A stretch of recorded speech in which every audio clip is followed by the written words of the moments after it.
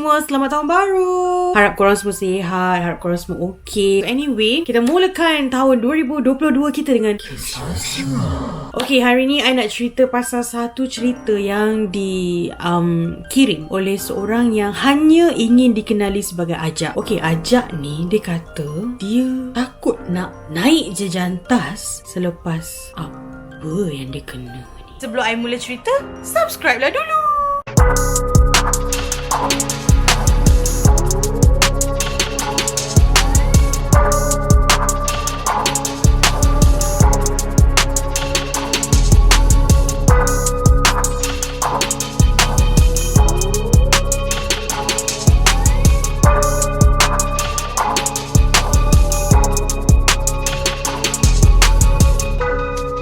Okay, kisah ni dikirim oleh seseorang yang bernama Ajak. Dia hanya nak dikenali sebagai Ajak, and dia kata berlaku pada tahun 2017 sewaktu dia ulang alik jaga nenek dia di Hospital Tengku Ampuan Rahimah Klang, HTA. Kita bukan nak cakap pasal hospital ni, kita nak cakap pasal jejantas yang dekat betul dengan hospital ini.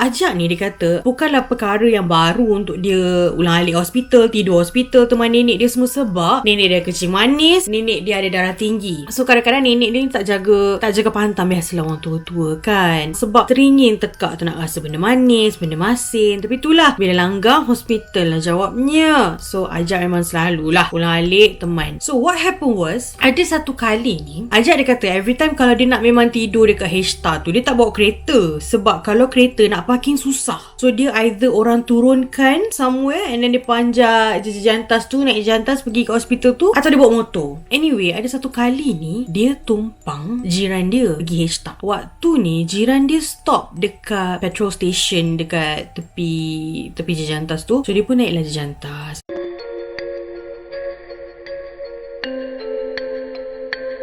Masa dia naik jejantas ni, belum maghrib pun, petang-petang, macam pukul 4 petang macam tu tau. So terang benderang, bawah ni kereta lalu lalang apa semua, tak sunyi tak apa. Dia nampak ada satu nurse tengah berdiri, pandang je jalan tu. Tak tahulah kenapa dia rasa terpanggil untuk tegur nurse tu, sebab dia dengar macam ada bunyi perempuan menangis. Tapi sayu, makin dia jalan dekat dengan nurse tu makin sayu. So dia tak sure lah nurse ni ke yang nangis ke apa kan. So dia pun berjalan, dia pergi kat nurse tu, dia tepuk, Akak okey ke? Nurse tu diam. Patutnya Ajak kata dia belah je lah dari tempat tu. Tak, dia tunggu lagi macam, Akak okey ke? Dia tanya lagi tau. So tetap diam. Lepas tu nurse tu panjat je jantas tu punya grill tepi tu, macam nak panjat.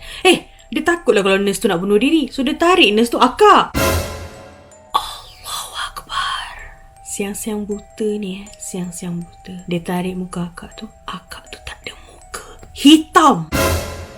Dia terus jerit, Allahu Akbar. Dia lari, dia turun, dia pergi bilik nenek dia, buat macam biasa. Dan sampai ward nenek, jagalah nenek tu. Okey. Tapi dia macam terfikir tau. Sebab memang masa dia tarik nurse tu, memang dia nampak muka nurse tu hitam, macam lopong, macam ruang kosong hitam. Tak mungkin dia salah tengok, sebab waktu tu bukan malam. Waktu tu siang, petang, pukul 4. Terang benderang ni weh. Muka akak tu hitam, mata tak ada, hidung tak ada, apa pun semua tak ada.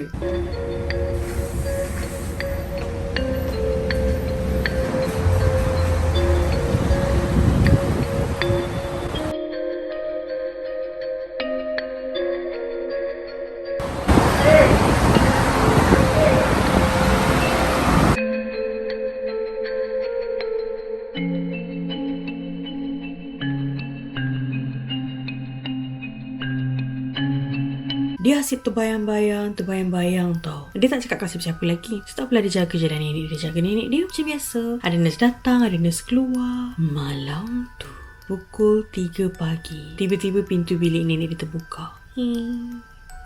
Dia intai, nurse tak ada muka tu masuk. Tolak troli tembus nenek dia.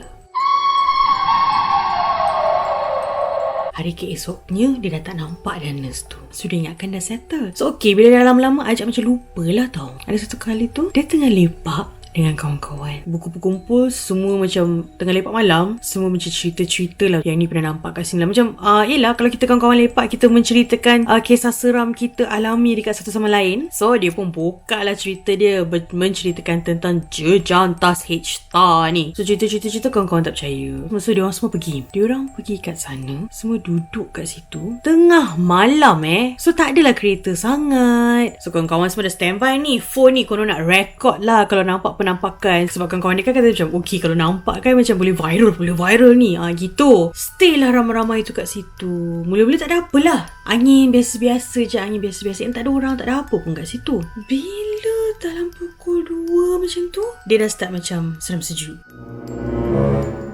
Dia cakap kat kawan-kawan dia, dah lah jom lah, gerak lah, berapa lama lagi kau nak tunggu? Aku takkan blast lagi, aku tak jumpa. Kawan dia seorang ni cakap, ya Allah, besar diri pula. So okay, semua tunggu lagi. Tapi ajak ni dah rasa seram sejuk. Lepas tu tak lama lepas dia ajak gerak tu, dia orang dengar perempuan menangis. Tapi tak ada siapa-siapa kat situ Dia dengar suara nangis, tapi tak ada siapa pun kat situ yang menangis. Hanya ada dia orang 4 orang je tau, budak-budak lelaki yang dengar nangis ni suara perempuan. So member seorang yang macam berani sangat, kau pergi tengok kat situ ada perempuan ke? Tak ada siapa lah nak bangun. So member ni bangun check, tak ada. Sebab jejantas kan kita ada 2 tangga. So dia check dekat tangga yang belah Petronas tu tak ada apa. So dia patah balik kat dia orang kat tengah-tengah. Dia pergi pula yang dekat jejantas yang nak turun dekat area H-Star tu pun tak ada apa. Lepas tu duduk balik. Yang berani sangat ni pula pergi cakap, kalau kau bertawujud, munculkanlah diri kau. Allahu Akbar, provok pula. Dah provok takkanlah tak ada respon. Ting ting ting ting ting ting ting. Tiba-tiba ada duit shilling bergolek ke arah diorang Benda tu macam ada orang baling. Ting ting ting ting ting.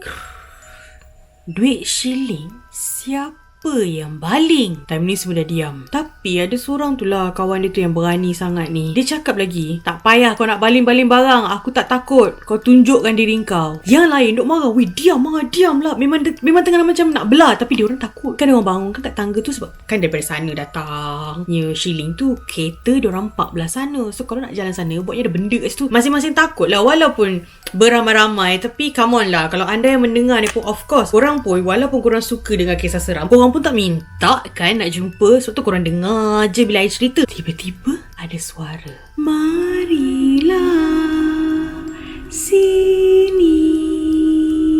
Halus je suara tu tau. Semua dah takut. Actually yang macam tadi, yang macam berani sangat tu, dia takut juga. Cuma mungkin dia nakkan sangat konten tu kot. Mana kau? Dia cakap. Yang lain semua dah macam diam. Tak nak marah dia ni, tak nak ada respon juga kat benda tu. Diorang dah diam. Diorang dah macam dalam hati mungkin masing-masing tengah baca doa ke apa. Sebab ajak dia memang time tu dah memang baca segala benda yang dia tahu lah. Dah macam lantak lah, aku dah tak nak masuk campur. Cuma bila dia nak belah tu, dia sendiri pun takut. Sebab dia tumpang orang. So kalau dia belah, dia nak naik apa? Diorang semua datang satu kereta kot. Yang keras kepala tu bangun, berjalan ke arah sana. Arah suara tu datang. Bila Mamat tu bangun, diorang ramai-ramai pun bangun. Lagi 3 orang tu ikut belakang Mamat yang kono-kono hero tu. Tapi belum sempat Mamat tu nak melangkah lebih jauh, diorang semua terhenti seketika langkah mereka apabila mereka nampak lembaga wanita rambut mengurai terlekat di atas jejantas. Korang, benda ni terlekat. Bila saya cakap terlekat, tangan dia ke atas, kaki dia ke atas, tapi muka dia memandang budak-budak tu. Faham tak kiranya kepala dia terbalik? Ya Allah. Time ni semua tak tahu nak lari, memang terkaku. Semua dah berdiri terpandang benda tu. Dah lah keadaan malam. Dekat situ pula lampu tak function. Tak tahulah memang tak ada lampu ke jejantas tu, atau lampu dah malap ke, terpadam ke, tak tahulah. Tapi memang gelap. Benda tu gerak macam tu tau.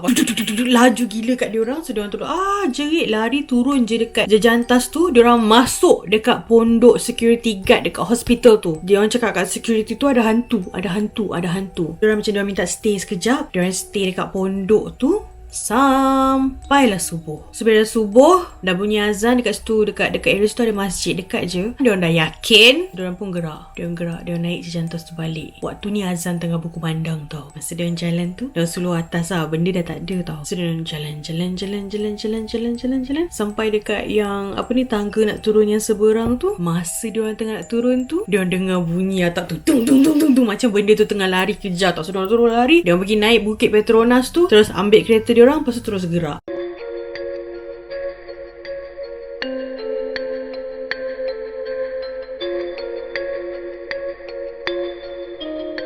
Tak sampai jalan nak keluar.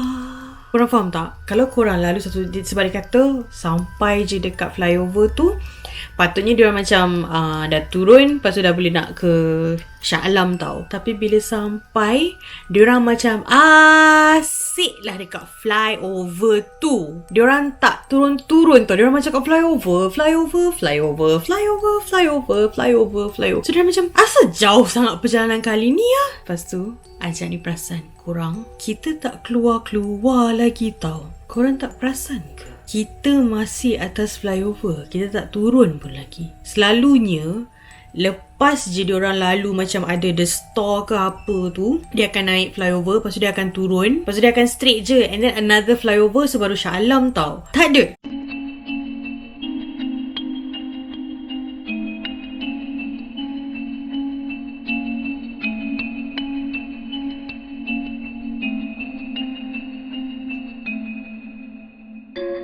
Kiranya macam sekarang ni perjalanan tu stuck. Jalan. Kereta bergerak. Tapi ya Allah tak keluar daripada flyover. They are still masih atas flyover tu. So Ajak, dia dah takut. Dia kata, kau ni, dekat member dia yang sangat vokal tadi, sekarang ni macam mana kita nak balik? Kau azan lah. Lepas tu dah bergaduh. Kau lah azan. Kalau kau bagus sangat, dah bergaduh dah dalam tu. Memang dah bergaduh. Dekat side mirror ada kain putih. Kain tu terjatuh daripada atas kereta tau. So maksudnya benda tu atas kereta diorang Lepas tu yang driver ni macam, Weh, korang diam lah, benda kat atas. Semua dah senyap. Aku nampak ni kat side mirror aku, dia ada kat situ. Korang boleh diam tak? Aku takut lah. Daripada gaduh, diorang kata, jom. Empat orang ni azan serentak. The minute diorang azan serentak, enjin mati Dah berhenti tu nak buat apa? Tak siapa nak turun. Sebab masih nampak ada kain tau. Lepas tu dengar kat atas tu. Tak tahulah dia berjalan ke, dia ketuk ke, tak tahu. Diorang tak tahu, tak boleh nak bayang, tak boleh nak buat apa. Muka yang terbalik tu dekat cermin depan kereta Empat nampak muka tu dengan jelas Korang boleh bayangkan kalau korang bawa kereta, cermin depan korang ni ada muka. Lepas tu rambut dia semua penuh menutupi cermin tu.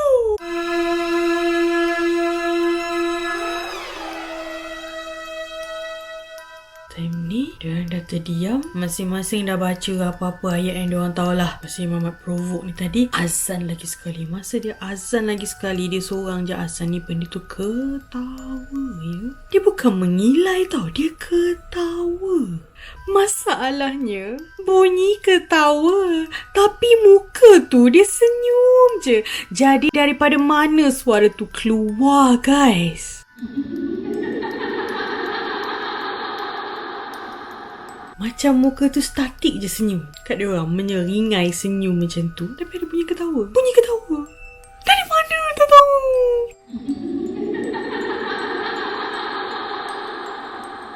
Dia memang time tu memang dia berdoa, ya Allah selamatkanlah diorang. Memang takut nak mati lah. Dia kata senang cerita, dia memang takut mati je lah malam tu. Sebab diorang tak tahu benda ni boleh buat apa. Diorang tak tahu. Selalu dengar cerita orang, tiba-tiba jadi kat diri sendiri kan, tak tahu. Lepas tu dah lah kalau tengok filem hantu ni semua memang kokak je kan. So memang takut sangat. Dia memang berdoa.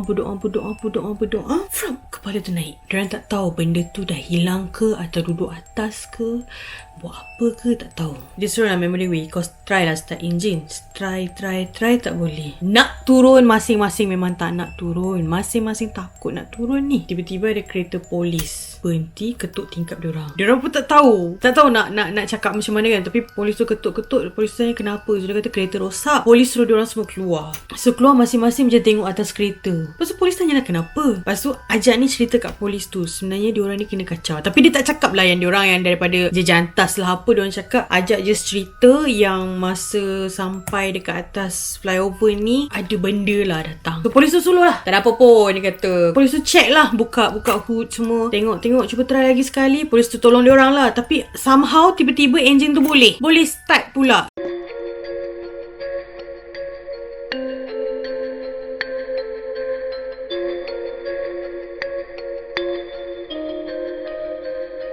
So sampai je dekat rumah driver kereta tu, patutnya diorang pergilah balik naik motor masing-masing ke kereta masing-masing ke. Tak, diorang dah sampai je dekat Shah Alam, rumah member dia yang bawa kereta tu. Diorang macam, weh, aku tidur rumah kau lah. Semua tidur situ. So malam tu diorang balik, diorang tidur kat ruang tamu. So bangun pagi macam biasa, tak ada apa. Mak kawan dia tu buat breakfast semua. Okay, yada.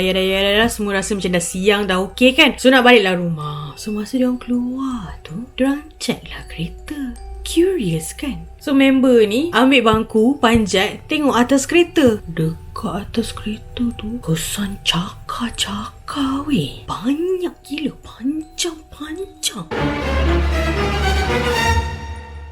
So seminggu lepas tu semua senyap, masing-masing senyap, masing-masing tak kontak, masing-masing tak macam cuba nak melupakan apa yang berlaku. So bila dah seminggu tak ada gangguan apa, so semua ingatkan okey. So diorang pun lepak lah balik malam. Masa seminggu tu tak ada siapa lepak malam ni, trauma katanya. So lepak tengah lepak, waktu ni nak balik daripada mamak je, ada lembaga berbaju putih, rambut mengurai atas kereta tu.